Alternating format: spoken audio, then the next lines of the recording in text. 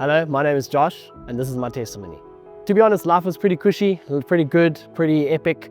Growing up as pretty fortunate, went to a really nice school, had good family life. Life was really, really epic. Nothing to complain about as life went on. Started growing up, got involved in lots of different activities and started getting involved in church, was involved in youth. From junior youth, back in the days, used to call it RCK, shout out those guys in those days, into when we had normal youth when I was 13, could finally join Gabe and the older kids, join in there, Friday Night Live, shout out to Gabe and those people. But yeah, so as I got older, life was really good. At school, didn't struggle to make friends, really had a good time in my sports, everything was good, and it was just one of those things where when life is almost too good. And in terms of just community and church, as I was growing up, my parents, they moved churches when I was at the age of 15 in grade 9, and they moved to a church plant, and they decided that was God was calling them there. And that was probably the first time in my life where I actually made an intentional decision to say, hey, Life Changers is my home, this is my faith, this is what I'm gonna do.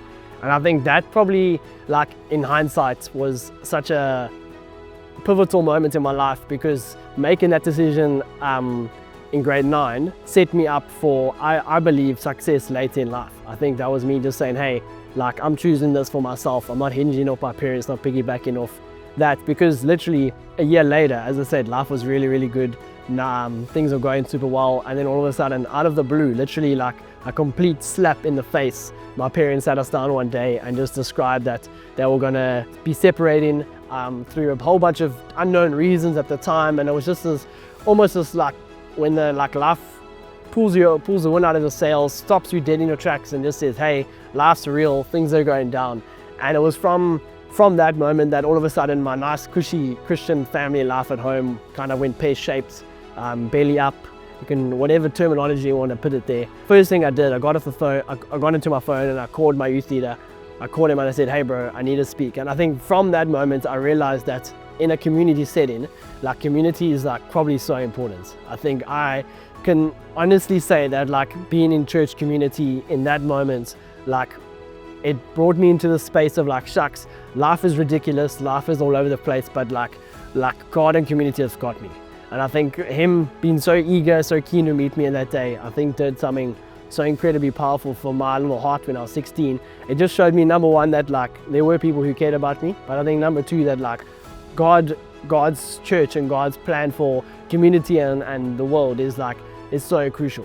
When I look back at it, it was crazy, and the amount of church I was doing was a lot, but I think for me, it was a place where home was bad, but church was good. And I think just finding community, finding space, finding a place where people backed me, people valued me, and just I think honestly, the fact that I didn't use my parents' situation of getting divorced as an excuse to turn to other things like substances or crazy parties or all those kind of things, I think being in community, I believe, protected me from that. I think community in those years of my life, particularly from when I was 16 to probably when I was 21, 22, I think really just held me and almost shepherded me towards I don't know, the calling of God in my life. And then to circle back to my parents' moment, just God did something ridiculous in my life, something that I didn't think would ever be possible, would ever just be able to be happen. It was just something that I never even was praying for, was that after I found out that my parents got divorced, I slowly found out that my mom